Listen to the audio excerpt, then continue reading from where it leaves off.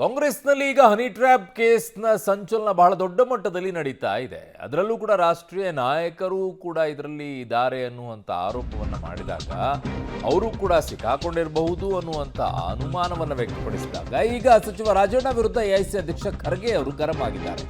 ರಾಜಣ್ಣಗೆ ಮೊದಲು ದೂರು ಕೊಡು ಅಂತ ಹೇಳಿದ್ದಾರೆ.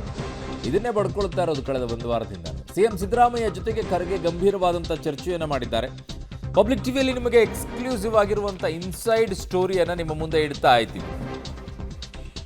ಈ ವಿಚಾರ ಸದನದಲ್ಲಿ ಆದಾಗಿಂದಲೂ ಹೇಳ್ತಾ ಇರುವಂಥದ್ದು. ಫಸ್ಟ್ ದೂರು ಕೊಡದೇನೆ ಉಳಿದಿದ್ದೆಲ್ಲ ಮಾತನಾಡ್ತಾ ಇದ್ದಾರಲ್ಲ, ಏನಿದು ಅಂತ ಹೇಳಿ. ಸೊ ಹಾಗಾಗಿ ಈಗ ಖರ್ಗೆ ಅವರು ಕೂಡ ಹೇಳುವಂಥ ಮಟ್ಟಕ್ಕೆ ಬಂದು ತಲುಪಿದೆ ಎಐಸಿಸಿ ಅಧ್ಯಕ್ಷರು. ಫಸ್ಟ್ ದೂರು ಕೊಡೋಕೆ ಹೇಳ್ರಿ ಅಂತ ಹೇಳಿ. ದೂರು ಕೊಡ್ತೀವಿ ಅಂತ ಹೇಳಿ ಪರಮೇಶ್ವರನ್ ಭೇಟಿ ಮಾಡ್ತಾರೆ, ಮುಖ್ಯಮಂತ್ರಿಗಳನ್ನ ಭೇಟಿ ಮಾಡ್ತಾರೆ, ಎಲ್ಲ ಭೇಟಿ ಆಗುತ್ತೆ. ಆದರೆ ದೂರು ಮಾತ್ರ ಕೊಡೋದಿಲ್ಲ. ಅದೇ ಅನುಮಾನಕ್ಕೆ ಎಡೆ ಮಾಡಿಕೊಟ್ಟಿತ್ತು. ಈಗ ಸದ್ಯಕ್ಕೆ ಎಐಸಿಸಿ ಅಧ್ಯಕ್ಷ ಖರ್ಗೆ ಅವರು ಕೂಡ ಹೇಳಿದ್ದಾರೆ ಫಸ್ಟ್ ದೂರು ಕೊಡೋಕೆ ಹೇಳಿ ಅಂತ ಹೇಳಿ. ಈಗ ರಾಜಣ್ಣ ಅವರ ವಿರುದ್ಧ ಗರಂ ಕೂಡ ಆಗಿದ್ದಾರಂತೆ.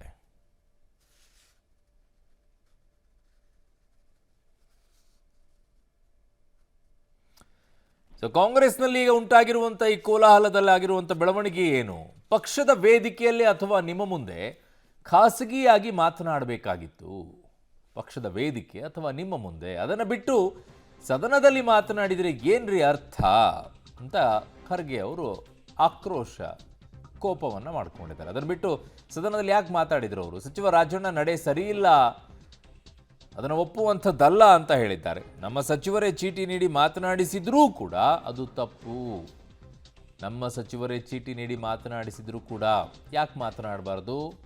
ರಾಜಣ್ಣ ಕೇಸ್ ಬೆಳವಣಿಗೆ ಬಗ್ಗೆ ಕೆಪಿಸಿಸಿ ಅಧ್ಯಕ್ಷರಿಂದ ಈಗ ವರದಿಯನ್ನು ಪಡಿತೀನಿ ಅಂತ ಹೇಳಿದ್ದಾರೆ. ಸದನದಲ್ಲಿ ಮಾತನಾಡಿದ್ದೇನು ತಪ್ಪಿದೆ? ಯತ್ನಾಳ್ ಅವ್ರು ಕೇಳಿದ್ರು, ಅದಕ್ಕೆ ಉತ್ತರವನ್ನು ರಾಜಣ್ಣ ಅವ್ರು ಕೊಡಬೇಕಾಗಿತ್ತು, ಕೊಟ್ಟಿದ್ರು. ಅವ್ರ ಮೇಲೆ ಗರಂ ಆಗಿ ಏನು ಪ್ರಯೋಜನ ಖರ್ಗೆ ಸಾಹೇಬ್ರೆ? ಆ 48 ಜನ ಯಾರು? ಅದರಲ್ಲಿ ಕಾಂಗ್ರೆಸ್ನವ್ರು ಎಷ್ಟಿದ್ದಾರೆ, ಬಿಜೆಪಿಯವರು ಎಷ್ಟಿದ್ದಾರೆ, JDSನವ್ರು ಎಷ್ಟಿದ್ದಾರೆ? ಲಿಸ್ಟ್ ಕೊಡಿ ಫಸ್ಟು. ರಾಜಣ್ಣ ಬೆಳವಣಿಗೆ ಬಗ್ಗೆ ಈಗ ವರದಿ ತಗೊಳ್ತಾರಂತೆ. ರಾಜಣ್ಣಗೆ ಮೊದಲು ದೂರು ಕೊಡೋಕೆ ಹೇಳಿ ತನಿಖೆಗೆ ಆದೇಶ ನೀಡಿ ಅಂತಿದ್ದಾರೆ. ಕಡೆಗೆ ಪರಮೇಶ್ವರು ಆದೇಶ ಕೊಡ್ತಾ ಇಲ್ಲ, ಹಾಗೆ ಮುಖ್ಯಮಂತ್ರಿಗಳು ಕೂಡ ಕೊಡ್ತಾ ಇಲ್ಲ. ಯಾರೇ ತಪ್ಪಿಸ್ತರಿದ್ರೂ ಕೂಡ ಕ್ರಮ ಆಗಲಿ. ಈ ಬೆಳವಣಿಗೆ ಪಕ್ಷ ಮತ್ತು ಸರ್ಕಾರಕ್ಕೂ ಡ್ಯಾಮೇಜ್ ಆಗಿದೆ, ಅದನ್ನು ಸರಿಪಡಿಸಬೇಕಾದ್ರೆ ತನಿಖೆ ನಡೀಲೇಬೇಕು ಅಂತ ಹೇಳಿದ್ದಾರೆ. ಹೌದು, ಸರಿಪಡಿಬೇಕಾದ್ರೆ ತನಿಖೆ ಆಗಲೇಬೇಕು. ತನಿಖೆ ಕೊಡ್ತಾ ಇರೋರು ಯಾರು? ಕೊಡ್ತಾನೆ ಇಲ್ವೇ? ಬರೀ ಮಾತನಾಡ್ತಾ ಇದ್ದಾರೆ. ಆ ವಿಚಾರವನ್ನು ಬರೀ ಪಕ್ಷದ ವೇದಿಕೆಯಲ್ಲಿ ಮಾತ್ರ ಯಾಕೆ ಮಾತನಾಡಬೇಕು? ಗೌಪ್ಯವಾಗಿ ಯಾಕೆ ಇಡಬೇಕು? ಅನುಮಾನದಲ್ಲೇ ಇರಬೇಕು. ಅವ್ರ ಮನೆಗೆ ಹೋಗಿ ಅವರ ಆರೋಗ್ಯವನ್ನು ವಿಚಾರಿಸಿ ಸೌಜನ್ಯಕ್ಕಾಗಿ ಸಹಜವಾಗಿ ಭೇಟಿ ಆದಮೇಲೆ ಒಂದು ಅವರು ಯೋಗಕ್ಷೇಮವನ್ನು ಕೇಳ್ತಕ್ಕಂಥದ್ದು ನಮ್ಮ ಕರ್ತವ್ಯ. ಆ ದೃಷ್ಟಿಯಿಂದ ಸರ್ಕಾರಕ್ಕೆ 2 ವರ್ಷ ತುಂಬ್ತಾ ಇದೆ ಸರ್, ಏನಾದ್ರು ಪ್ಲಾನ್ಸ್ May 20ಗೆ ಅವು ಇಲ್ಲಿ ಮಾತಾಡೋಂಗಿಲ್ಲ, ಓನ್ಲಿ ಡೆಲ್ಲಿ. ಸೊ ಅದಕ್ಕಾಗಿ ಅವ್ರಿಗೆ ಬರೀ ಸೌಜನ್ಯಕ್ಕಾಗಿ ಹೋಗಿ ಭೇಟಿಯಾಗಿ ಅವರೇ ಬರ್ತೀನಿ ಅಂದಾಗ ನನ್ನ ಸಹೋದ್ಯೋಗಿ ಪೊಲಿಟಿಕಲ್ ಬ್ಯೂರೋಯಿಂದ ಈಗ ಸುಖೇಶ್ ನನ್ನ ಸಂಪರ್ಕಕ್ಕೆ ಸಿಗ್ತಾ ಇದ್ದಾರೆ. ಸುಖೇಶ್, ಹಲವು ಪ್ರಶ್ನೆಗಳು ಹಲವು ರೀತಿಯಾಗಿ ಉದ್ಭವ ಆಗ್ತಾ ಇತ್ತು. ಎಲ್ಲರೂ ಎಲ್ಲ ರೀತಿಯಲ್ಲೂ ಮಾತನಾಡ್ತಾ ಇದ್ದಾರೆ. ಆದರೆ ಸದನದಲ್ಲಿ ಮಾತನಾಡಿದ್ದೇ ತಪ್ಪು ಅನ್ನೋದಕ್ಕಿಂತಲೂ ಹೆಚ್ಚಾಗಿ ಈ ವಿಚಾರ ಪ್ರಸ್ತಾಪ ಆದ ತಕ್ಷಣವೇ ತನಿಖೆಗೆ ಆದೇಶವನ್ನು ಕೊಡಬೇಕಾದಂಥ ಜವಾಬ್ದಾರಿ ಮುಖ್ಯಮಂತ್ರಿಗಳಿಗಿತ್ತು, ಗೃಹ ಮಂತ್ರಿಗಳಿಗಿತ್ತು. ಆ ವಿಚಾರಣೆ ಈಗ ಖರ್ಗೆ ಅವರು ತಿವಿದು ಹೇಳ್ತಾ ಇರುವಂಥದ್ದ ಅಂತ. ಅರುಣ್, ಒಂದು ಸ್ಪಷ್ಟ, ACC ಅಧ್ಯಕ್ಷರು ಮುಖ್ಯಮಂತ್ರಿಗಳನ್ನ ಭೇಟಿ ಆದಂಥ ಸಂದರ್ಭ ಅಂದರೆ ಅನಿರೀಕ್ಷಿತವಾಗಿರುವಂಥ ಭೇಟಿ ಅಥವಾ ಆರೋಗ್ಯ ವಿಚಾರಣೆ ಅಂತ ಭೇಟಿ ಆದರೂ ಕೂಡ ಸಾಕಷ್ಟು ವಿಚಾರಗಳ ಬಗ್ಗೆ ಅಲ್ಲಿ ಚರ್ಚೆ ನಡೆದಿದೆ ಅನ್ನೋದು ಬಹಳ ಪ್ರಮುಖವಾಗಿ ಚರ್ಚೆ ಆಗಿರುವಂಥದ್ದು.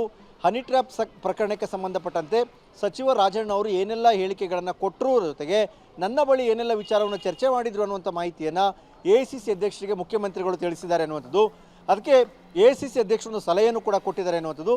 ತಕ್ಷಣವೇ ಅವರು ದೂರನ್ನು ಕೊಡಲಿ, ಈ ಬಗ್ಗೆ ತಾವು ಅವರಿಗೆ ಸೂಚನೆಯನ್ನು ಕೊಡಿ ಅನ್ನೋದು ಒಂದು ಕಡೆ. ಆದರೆ ಮತ್ತೊಂದು ಕಡೆ ಅವರು ದೂರು ಕೊಡ್ತಾ ಇದ್ದಂತೆ ಅದರ ಬಗ್ಗೆ ಒಂದು ಉನ್ನತ ಮಟ್ಟದ ತನಿಖೆಯನ್ನು ಸರ್ಕಾರದಿಂದ ನಡೆಸಿ, ಯಾವ ಸಂಸ್ಥೆಯಿಂದಾದ್ರೂ ನಡೆಸಿ ಒಂದು ತನಿಖೆ ಆಗಿ ಸತ್ಯಾಂಶ ಹೊರಬರಲಿ. ಯಾಕಂದರೆ ರಾಜಣ್ಣ ಅವರು ಬೇರೆ ಯಾರೋ ಒಬ್ಬರಾಗಿ ಹೇಳಿಕೆ ಕೊಟ್ಟಿದ್ರೆ, ಒಬ್ಬರು ಶಾಸಕರಾಗಿ ಹೇಳಿಕೆ ಕೊಟ್ಟಿದ್ರೆ ಬೇರೆ, ಸರ್ಕಾರದ ಜವಾಬ್ದಾರಿಯುತ ಸ್ಥಾನದಲ್ಲಿರುವ ಸಚಿವರಾಗಿ ಕೊಟ್ಟಿರುವಂಥ ಹೇಳಿಕೆ ಪಕ್ಷ ಮತ್ತು ಸರ್ಕಾರ ಎರಡಕ್ಕೂ ಕೂಡ ಮುಜುಗರದ ವಿಚಾರ ಮತ್ತು ಎರಡಕ್ಕೂ ಕೂಡ ಒಂದು ರೀತಿಯಲ್ಲಿ ಇದು ಎದುರಿಸುವಂಥದ್ದು ಅಥವಾ ಹೇಗೆ ಫೇಸ್ ಮಾಡಬೇಕು ಅನ್ನೋ ದೊಡ್ಡ ಸವಾಲು ಕೂಡ ಇರುತ್ತೆ. ಹಾಗಾಗಿ ಸಹಜವಾಗಿ ಇದು ಪಕ್ಷದತ್ತ ಮತ್ತು ಸರ್ಕಾರದತ್ತ ವಿಪಕ್ಷಗಳಿಗೆ ಒಂದು ಆಹಾರ ಆಗೋದು ಬೇಡ. ಅಲ್ಲದೆ ಅವರು ಇಷ್ಟೆಲ್ಲ ಹೇಳಿದ ನಂತರ ದೂರು ಕೊಟ್ಟಿಲ್ಲ ಅಂದರೆ ಅದನ್ನು ಹೇಗೆ ಸುಮ್ಮನಿರೋಕ್ಕೆ ಸಾಧ್ಯ? ಆ ದೂರನ್ನು ಪಡಿಲೇಬೇಕು, ನೀವು ಪಡೆದು ಅವರಿಗೆ ತನಿಖೆಗೆ ಆದೇಶವನ್ನು ಕೊಡಿ ಅನ್ನುವಂಥ ಸ್ಪಷ್ಟ ಸೂಚನೆಯನ್ನು ಕೊಟ್ಟಿದ್ದಾರೆ ಅನ್ನೋದು. ಈಗ ರಾಜಣ್ಣ ಅವರ ಇಡೀ ಪ್ರಕರಣ ಮುಂದಿನ ದಿನಗಳಲ್ಲಿ ಯಾವ ಹಂತಕ್ಕೆ ಹೋಗುತ್ತೆ ಅನ್ನುವಂಥ ಕುತೂಹಲ ಮೂಡಿಸುವ ಘಟ್ಟಕ್ಕೆ AICC ಅಧ್ಯಕ್ಷರು ತಂದು ನಿಂತಂತೆ ಕಾಣಿಸ್ತಾ ಇದೆ. ಅರುಣ್, ಓಕೆ ಸುಖೇಶ್, ಹಾಗೆ ಸಂಪರ್ಕದಲ್ಲಿ ವಾಪಸ್ ಬರ್ತೀನಿ ನಿಮ್ಮ ಹತ್ರ. ಸೊ ಸಚಿವ ರಾಜಣ್ಣ ವಿರುದ್ಧ AIC ಅಧ್ಯಕ್ಷ ಖರ್ಗೆ ಅವರು ಗರಂ ಆಗಿದ್ದಾರಂತೆ. ಏನು ಪ್ರಯೋಜನ ಗರಂ ಆಗಿ? ಗರಂ ಆಗಬೇಕಾಗಿರುವಂಥದ್ದು ಮುಖ್ಯಮಂತ್ರಿಗಳ ಮೇಲೆ, ಗೃಹ ಮಂತ್ರಿಗಳ ಮೇಲೆ ಆಗಬೇಕಾಗಿತ್ತು. ಯಾಕೆ ಅಂತಂದರೆ ದೂರು ಕೊಡುವಂಥ ವಿಚಾರ ಇರ್ಬೋದು, ಅಥವಾ ಒಬ್ಬ ಸಚಿವರ ಮೇಲೆ ರೀತಿಯಾಗಿ ಹನಿ ಟ್ರ್ಯಾಪ್ ನಡೀತಾ ಇದೆ, ಆ ರೀತಿಯಾಗಿ ಮಾಡ್ತಾ ಇದ್ದಾರೆ ಅಂತಂದಾಗ ಅದ್ರ ಬಗ್ಗೆ ಸುಮೋಟೋ ಕೇಸ್ ದಾಖಲಿಸ್ಕೊಂಡು ತನಿಖೆ ಮಾಡಬೇಕಾಗಿತ್ತಲ್ವ? ಅದನ್ನು ಮಾಡಲಿಲ್ಲ. ರಾಜಣ್ಣ ಅವರು ದೂರು ಕೊಡಲಿಲ್ಲ.